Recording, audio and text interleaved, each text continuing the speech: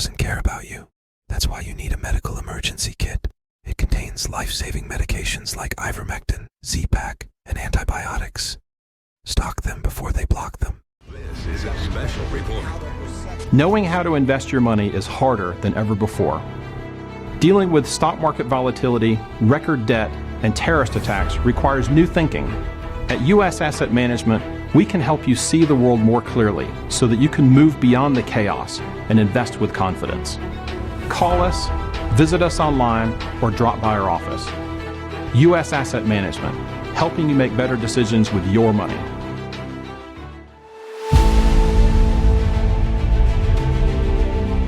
I'm going to bring in two guys that I keep having on the show, Jeff Buongiorno and Chris Gleason. Guys, thanks for coming.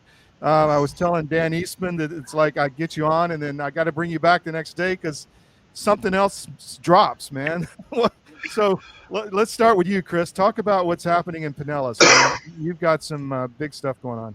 Yeah, so we've been exposing how all of the judges here, they've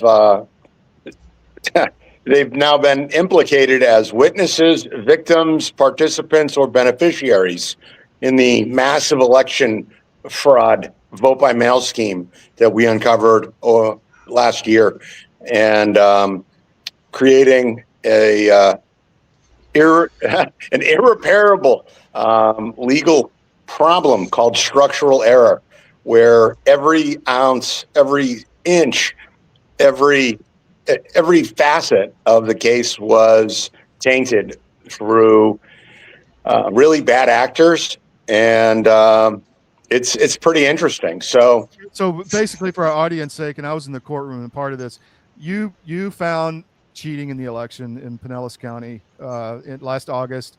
You brought it to the court. The court whitewashed it, got rid of it, but now you have the judge essentially implicated in the wrongdoing. So all of it is tainted. Did I say that correctly? That's correct. Yes, and it's not just that judge. Every judge that touched my case was tainted, to include the District Court of Appeals judges. Wow. And how was that? Because they participated in the fake ballots. Did I say that right? So what we found was pretty shocking. They were all these judges were listed as protected voters. And as a protected voter, you cannot request a vote by mail ballot online. And magically, 219,673 people, including the judges, all requested their ballot online on a Sunday.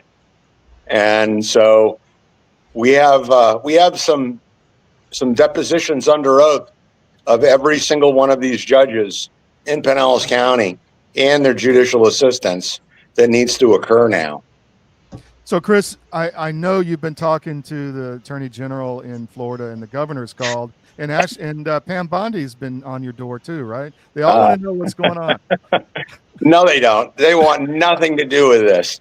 This is the third rail of all third rails, and they don't want anything to do with this. They desperately want us to go away, and they think that just ignoring us is going to make that happen. But there was a sad story a few years ago, and I don't want to make fun of the guy, but I'm just going to say he fell onto the third rail in the subway in New York, and it just literally burnt his face off.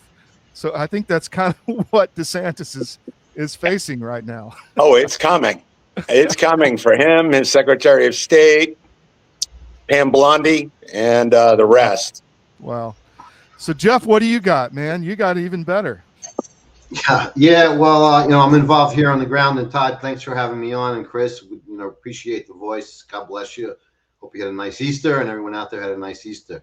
What we have going here in Palm Beach County is litigation on the 2024 general election, where I was candidate for supervisor of elections, and some of the fraud and malfeasance that Chris mentioned trickled down to Palm Beach County, but it seems like we have our own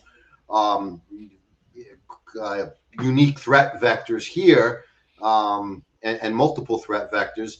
But one of the most pressing issues right now involved in the litigation is that I was denied records, over time that are needed to challenge an election. So without these records, it's almost impossible to challenge an election. And the way the law is structured, you need to dispute and file within 10 days of the election being certified. And when it takes them 15 days to answer a public records request, it's structurally, it's not possible.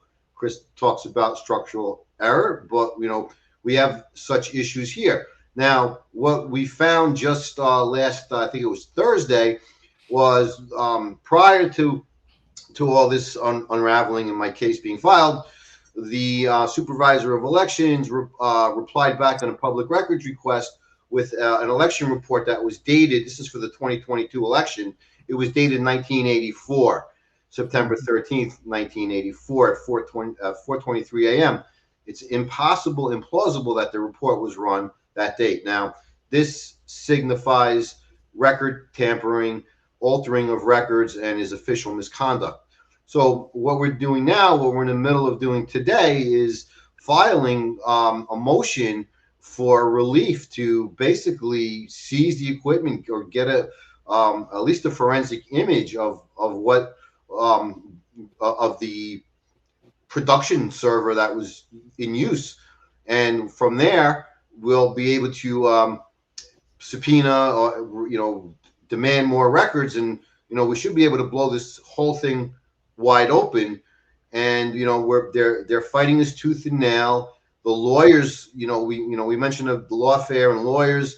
The lawyer representing defendant Wendy Link, and there's three others that are part of the canvassing board.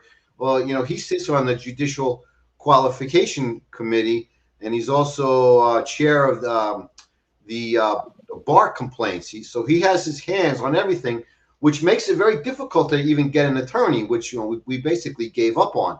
So Chris mentioned structural errors and systems that are flawed. Well, here's one of them, where we have this attorney with 29 years experience who is wrangling to further conceal the fraud. So it's like peeling an onion, and with the Holy Spirit and God's help, we'll soon expose this all. We've gotten to an evidentiary hearing scheduled. Now, this is something that hasn't occurred in Palm Beach County for over 2 decades. So we're making some headway.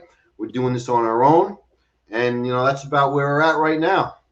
So the county tried to say that they screwed up replacing a battery, and that's why the date was, and then they said, and then I think Chris found that they sent the new report, fixed it, but then the encryption code was missing at the top, the hashtag. So it's obvious they're fiddling with the records, right? Right, Chris? Well, one of our deeply concerned Palm Beach County residents, she ended up getting us some screenshots of the public records portal over the weekend on I believe it was on Friday or Saturday. And what we found was that Wendy Link had, or somebody in her office at her direction, deleted those earlier public records requests that had been made. So there was 3 public records requests from 2023 that were completely deleted out of the portal. And that too is prima facie evidence of official misconduct, election tampering. They've essentially, in the public records request, they have admitted to opening up the machine and changing a battery. So were those machines then recertified after they opened it up? What other things did they change in those machines? What other things are they deleting? What other records are they altering? This creates this is truly a crisis of epic proportions for the Palm Beach County Supervisor of Elections and Florida elections in general. We're the gold standard of election fraud. Arizona brought Cord Bird over there to teach them how to cheat. And, this is what we're facing. And right now, well, you're right there in the middle of both of you. Well, Jeff is, but Chris, you're involved in it in Trump country. This is Trump's backyard. Mar-a-Lago's right there. So where is Team Trump on this? Are they contacting you? Are they asking questions? Back channel? Anything going on? Well, can well, say? he appointed Pam Blondie, so that should Oh, answer your question. okay. And I sent you a report it's quite clear that over 13 days of in-person voting with ID, 68% of the total votes in the county in my race were cast. And I won by about a point and a half, by 8,000 votes. And when the vote by mail ballots were counted, there was a total of 239,000. It's some ridiculous number where I lost by like 65%. So there's a 67% swing in the vote by mail ballots. So there you have this is vote dilution, and this is a scheme to dilute the vote of legitimate voters. And this is a serious conspiracy, and we're proving it. The election attorney, the litigating attorney, he claims to be professional services, and I'm an outside guy, and I'm not subject to public records request. But when you look back at the canvassing board meetings, and one in particular, when the canvassing board meet, they convene and the public is invited, and one of my campaign associates was removed physically, dragged out with an armbar by two deputies, and that deputy was reprimanded, written up by Internal Affairs for excessive force. So now you have, we talk about the judges being witnesses. Now you have their litigation attorney who claims he's an outside professional services provider. He's in the mix of it. And we want to get this out there. We want him off the case. We want to get deeper into their bench, and we want to expose them. And, I don't think that there's, hundreds of people involved in this. I think it's more like tens. And if we can peel the onion, if we can get their top,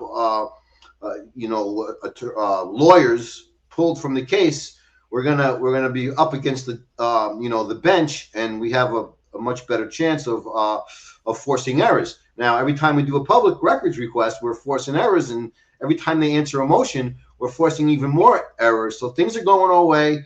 Hopefully, Trump or his team will help us out. But we really don't want any outside interference that's going to take us off our game plan, because with the help of Chris and some other people, we're making progress, and we're not backing down.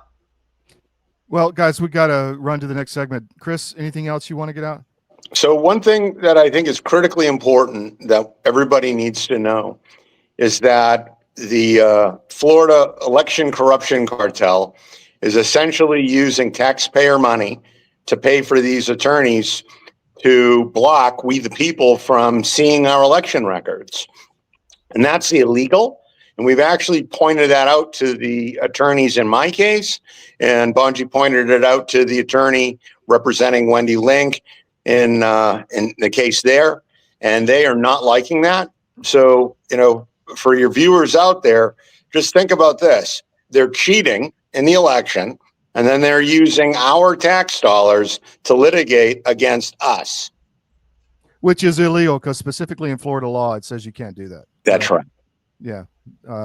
So they don't follow Florida law. That's irrelevant to them. Yeah. But when they don't like the law, they just rewrite it, like they're trying to do now, so they can make this legal. They want to legalize it. Yeah. The Election Fraud Legalization Act, another one of those. Jeff, how do people help you, and where do they find you?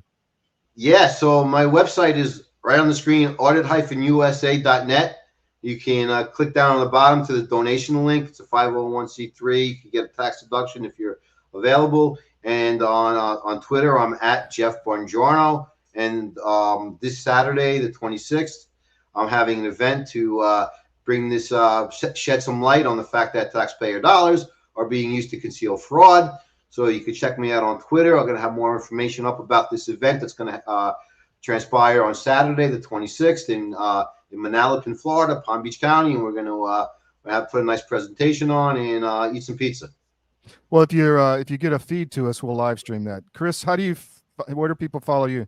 I'm on Twitter at Immutable Christ, and I have Substack, Immutable Truth Elections, on Substack.